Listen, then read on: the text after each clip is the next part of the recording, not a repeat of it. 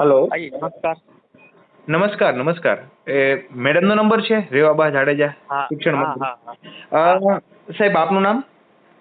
હું ઓફિસેથી વાત કરું છું સાહેબ, હા. બોલો ને. અચ્છા. ખાસ કરીને તો મેડમ જોડે મારે એ બાબતે વાત કરવાની હતી. હું વાત મોરબીથી કરું છું. હવે આજે છે હા ને સાહેબ, ઘણી બધી એવી પ્રાઇવેટ સ્કૂલના છે ને રાફડા ફાટી ચૂક્યા છે. જે અમે એક જાગૃત નાગરિક તરીકે હું બી છે ને સાહેબ એક યુપીએસસી નો અભ્યર્થી છું. તો આપણે જોઈએ ને તો આ મેડમના અને બધા અંડરમાં કેવું ફી રેગ્યુલેશન કમિટી આવતી હોય એફઆરસીમાં, પણ એવી હા ઘણી બધી પ્રાઇવેટ સ્કૂલો છે જે એની અંદર નથી આવતી. અને માનશો નહીં તમે, ત્રીજા ચોથા ધોરણની અંદર લગભગ લાખ દોઢ લાખ ફીઓ વસૂલે છે એક સિટીમાંથી. આવી અદ્યતન ઘણી બધી સ્કૂલો છે. તો ખાસ કરીને મેડમને આ બાબતમાં રજૂઆત કરવાની. તો વાત થઈ શકશે મેડમ જોડે? સાહેબ અત્યારે તો ફ્રી નથી મેડમ. તો ખાલી આપનું એક. એક નામ નંબર ને મને ડિટેલ્સ લખાવી દો આપની, ઓકે. ત્યારે હું છે ને બેનને ફોરવર્ડ કરી દઉં. પાકું, કાંઈ વાંધો નહીં. લખો મારું નામ યશભાઈ સોજિત્રા. બસ ભાઈ સુજીત્રા. મોબાઈલ નંબર તો આ જ છે, લખાવી દો. 92 652 92 652 32 7 88. 32 7 88. જી. ને પ્રશ્ન શું છે સાહેબ આપનો? પ્રશ્ન ખાસ એ છે કે પ્રાઇવેટ સ્કૂલના રાફડા અતિશય એટલા ફાટી ચૂક્યા છે કે હવે મેડમ સિવાય પતે એમ નથી, શિક્ષણ મંત્રીને. એટલે જ આજે છેલ્લે બાકી આપણે અમે જિલ્લા લેવલે પૂછ્યું, તપાસ કરી, પણ કોઈ જવાબ નથી આપતો કે અમારામાં ન આવે. એફઆરસી ઉપર મારી પાસે તો વિસ્તૃતમાં બધું તૈયાર છે. ખાસ મેડમને આ જ બાબતને ભલામણ કરવી છે કે ભાઈ શિક્ષણ આજે વેચતા થઈ ગયા છે. દારૂ કરતા મોંઘું આ શિક્ષણ, દારૂ ને શિક્ષણ બંને વેચવા લાગ્યા છે. એટલે એફઆરસી નું શું કહે છે? એફઆરસી જે એફઆરસી છે ને, જે એફઆરસી ફી રેગ્યુલેશન કમિટી, એના હા અંતર્ગતમાં અમુક પ્રાઇવેટ સ્કૂલો જે હોવી જોઈએ જે નથી. માનો કે ઓકે. આજે હું તો એક જાગૃત નાગરિક છું, બરોબર? હાલો, કદાચ મને એટલી ડિટેલ ન હોય છતાં હું એવા નામ બતાવી શકું કે આટલી સ્કૂલો હોવી જોઈએ. હવે બહુ ફેક્ટ વાત છે સાહેબ. આજે કોઈ પણ સ્કૂલ હોય ને એ એફઆરસી ની અંદર આવે, તમે માનો છો કે નહીં? જો પ્રાઇવેટ હોય તો, સરકારી હોય તો સરકારના ધારાધોરણમાં ફી વસૂલાતી નથી. તો એવી સ્કૂલો છે જે લાખ લાખ ફી વસૂલે છે.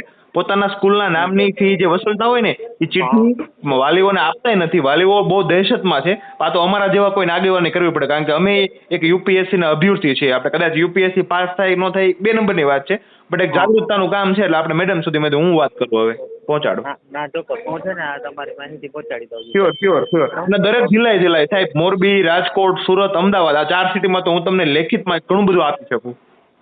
ના, હું તમારી માહિતી પહોંચાડી દઈશ સાહેબ. Sure okay sure sure okay sure sure. Okay, thank you thank you thank you.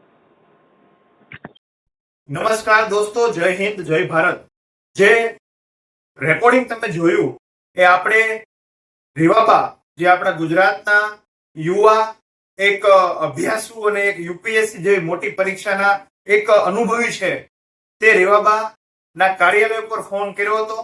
પરંતુ અનાવશ્યક કારણોથી શિક્ષણ મંત્રી એટલે કે રીવાબા સાથે વાત ન થઈ, પરંતુ એના અંગત સચિવ સાથે વાત થઈ કે મારી જે ફરિયાદ હતી કે આજે ગુજરાતના મોટા મોટા મેટ્રો સિટી જિલ્લાઓની અંદર જે રીતના પ્રાઇવેટ શિક્ષણ માફિયાઓ વધી ગયા છે. આજે એક ગરીબ માણસ 20 કે 30 હજાર મહિને કમાતો હોય, જ્યારે એની સામે એના બાળકોને ધોરણ 1 થી માંડીને ધોરણ 10 સુધીમાં લાખો રૂપિયાની ફી વસૂલાતી હોય. એ સમયની અંતર્ગત 2024 નો સમય આવ્યો. આજે દુનિયા ક્યાંથી ક્યાં પહોંચી ગઈ, પણ એક ગરીબ માણસના બાળકને શિક્ષણ ફ્રી નથી મળતું, જે બંધારણની અંદર આર્ટિકલની અંદર સ્પષ્ટપણે મૂળભૂત અધિકારની અંદર નામાંકિત છે. બેનને ખરેખર ખબર જ હશે, કારણ કે બેન પાસેથી વધારે અપેક્ષા એટલે છે રીવાબા પાસેથી. એક યુપીએસસી ના અભ્યર્થી છે, એમને ખબર છે કે શિક્ષણ એ ફ્રી મળે. જો શિક્ષણ દરેકને મળે, તો શિક્ષણ ગરીબોને મળે, તો શિક્ષણ ખેડૂતના દીકરાઓને મળે, તો આજે દેશની હાલત શું થઈ શકે, આજે દેશની સુરત શું હોય.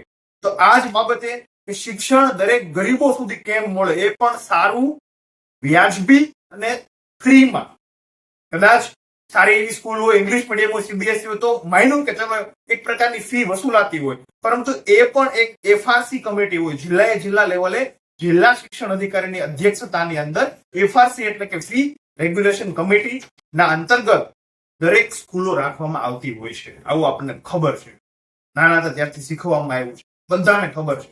પણ જ્યારે અમુક એવી સ્કૂલ જે એફઆરસી માં નામ આમ બતાવવામાં આવે છે પણ અંદર હોતું નથી, એટલે કે એને છટકબારી મળે છે, તો આ બાબતને ધ્યાનમાં રાખીને મેં રીવાબાના કાર્યાલય ઉપર ફરિયાદ કરવા માટે મેં ફોન કર્યો હતો, પણ અનાવશ્યક કારણથી વાત ન થઈ. તેમણે મારો મોબાઈલ નંબર અને મારું નામ નોંધ્યું છે.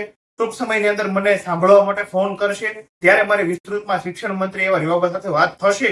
પરંતુ એના પહેલા મારે જરૂરિયાત છે ગુજરાતના દરેક વાલીઓ કે જેના ઘરે આજે સંતાનો છે, જેના સંતાનો અભ્યાસ કરે છે, પછી ધોરણ 1 હોય તો ભલે, ધોરણ 10 હોય તો ભલે, 11 હોય તો ભલે, 12 હોય તો ભલે, પ્રાઇવેટમાં ઇંગ્લિશ મીડિયમમાં હોય તો ભલે, સીબીએસઈ બોર્ડમાં હોય તો ભલે, કે પછી નર્સરીમાં હોય તો ભલે, કે પછી સિનિયર કેજી જુનિયર કેજીમાં હોય, તમારા બાળકની જયારે તમે ફી ભરો છો સ્કૂલની અંદર ત્યારે જે પાવતી એટલે કે રિસિપ્ટ આપે છે, જે તમે ફી આપી છે એનું પ્રૂફ, એ પ્રૂફ જો સ્કૂલના નામથી ન હોય તો સાવધાન છે, તમારી સાથે ફ્રોડ થાય છે, માફિયાના લિસ્ટની અંદર તમારું પણ નામ જોડાય છે, શિક્ષણ માફિયાની અંદર.